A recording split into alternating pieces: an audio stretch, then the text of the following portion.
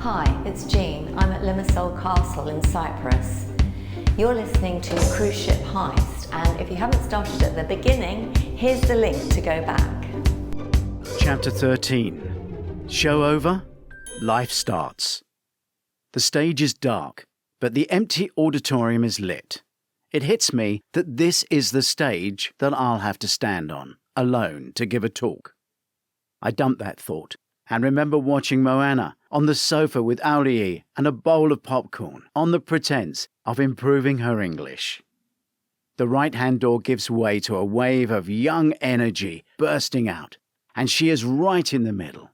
On seeing me, she runs.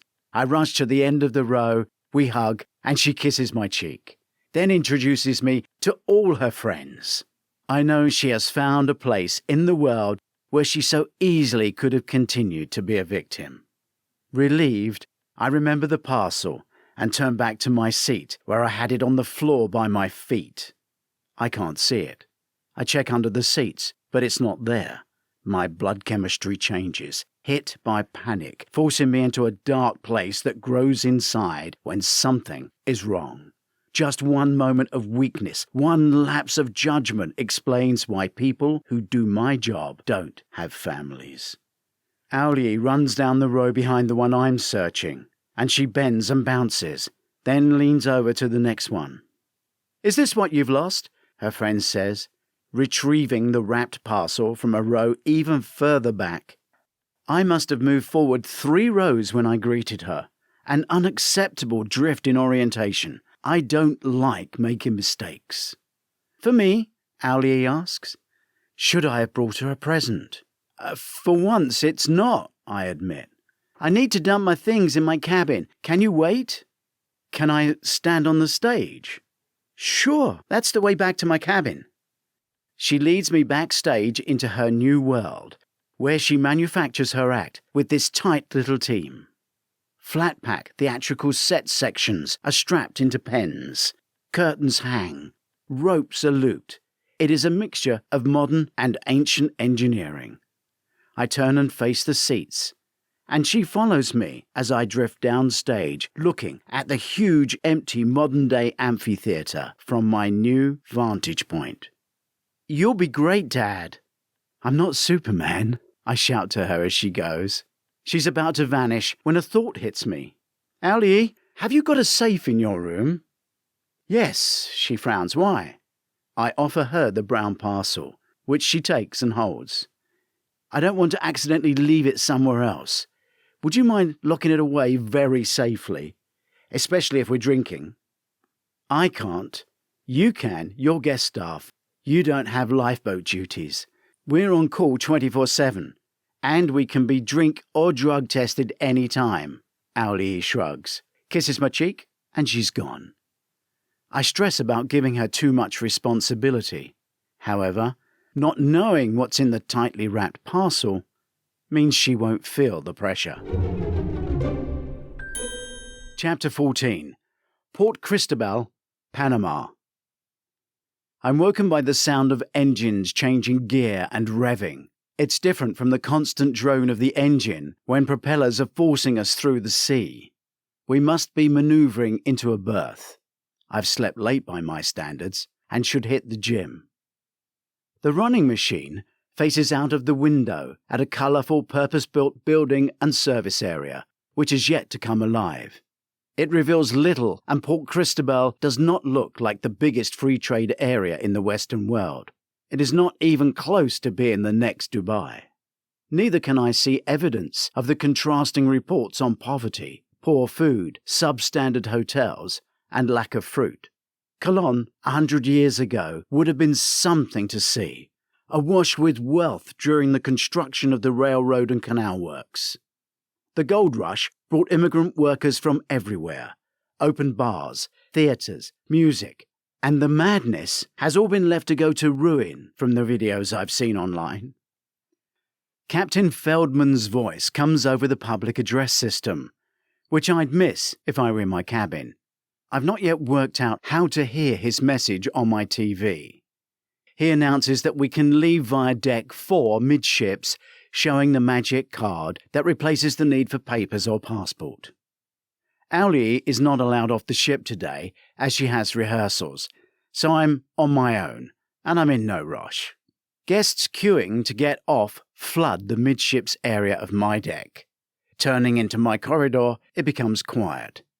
An approaching couple squeeze past the housekeeping trolley, and I let them pass. My cabin door is open. The steward must be cleaning.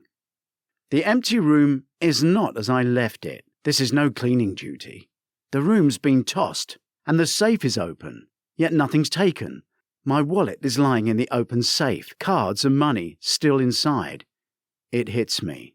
They're after the big money, my brown paper brick. The room has been wrecked looking for it. I grab the phone on my desk and open the guest entertainer's welcome pack, which has every number I need. I call Owlie. Sorry, E, were you asleep? No worries, Dad. You going out? Do you still have that parcel I gave you? I guess so, why? Please check. All safes make the same monotone bleeps. Yes.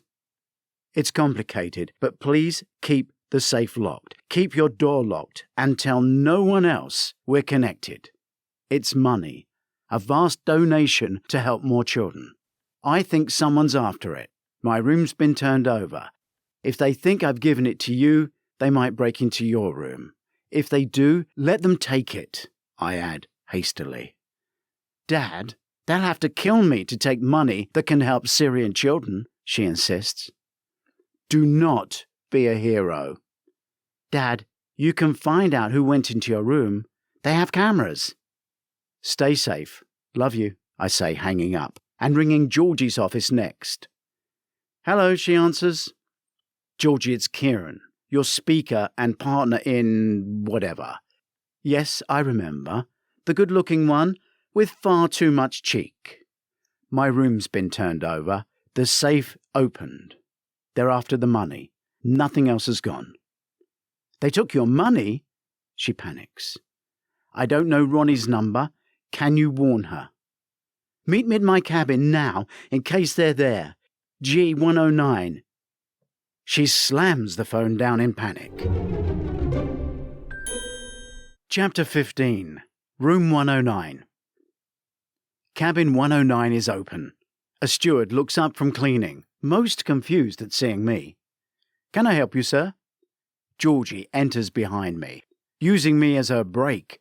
She punches numbers into her safe, checks it, then closes it, and re-enters the numbers. I get a quick glimpse of perfect bundles of banknotes, and I see brown paper wrapping in the waste bin. Do you need the room, Georgie? The steward grins cheekily. Come on, let's have breakfast. She pulls me to the door. Manish, don't let any other men into my room. You, Georgie? Men chasing you? I think they be in for surprise. The cabin steward jokes. I woke Ronnie. Her cabin is untouched, so it's just you. Why you? She asks, pulling me along the corridor. Because I was with the woman on the plane. I lifted the bag down from the locker. I stood with her in the customs line. If someone was watching, they've connected me to her and traced me here. I can think of no other answer. Good. I'm not connected. We should stay apart so I don't get drawn in. You are drawn in. You're my boss. I will have been seen with you, I suggest. Who is watching us? Georgie asks, treating me like toxic waste she wants to cast aside. If they've got on this ship already, they'll be connecting the dots. Before they do, can you access the cameras outside my room? I ask. We need to stop this now. Whoever it is, they're on this ship for a reason. Georgie changes direction, pulling me out of the public area and into a staff lift that goes down a lot further than the passenger ones. We walk together along an undecorated wide corridor. Where's this? Affectionately known as I-95, main crew deck. You're not allowed here, she says, walking at speed. I follow her as she turns into what is obviously the security area. There's a wall of screens, flicking between cameras on every part of the ship. A senior male officer slowly cranes up with a look that suggests he knew we were coming. I guess no one walks into this office without a problem that needs solving. Hunter, do me a favour. Look at who was on F deck down by 521 between... Georgie looks at me. I went to the gym just after we docked and rang you about half an hour ago. I noticed the name sign on his desk. Hunter Witowski, head of security. He punches into a control panel and my corridor comes up. A few passengers walk back and forth in fast reverse.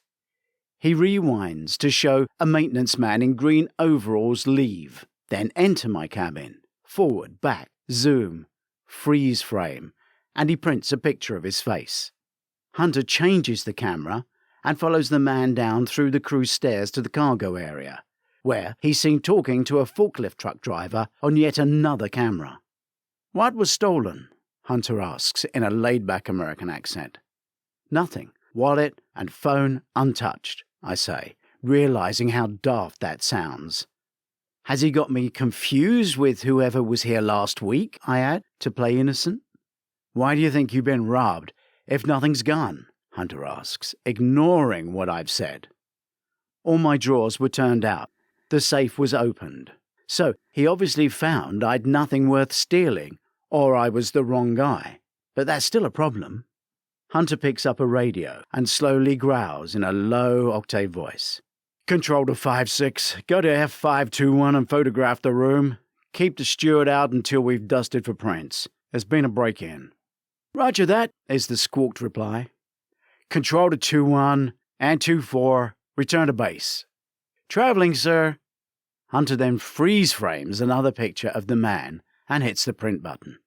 He rises to collect the sheets from the printer and looks me up and down. We're the same size and stature. Guest speaker, right? British infantry, he asks. Tank commander, then horse guards, ceremonial, retired, I say, now paying attention to his every move. He is opening a cupboard behind him and taking out a fingerprint case. I looked you up. Bet you didn't find that much. Not an interesting career. I wasn't looking on Google, he says, with a quiet confidence. He steps out from behind the desk. Beats confronting guests who steal silverware from the dining table. Seriously? Silverware? Hunter nods, digging deep into my eyes. Leave it with me. I'll find out what's going on. I always do.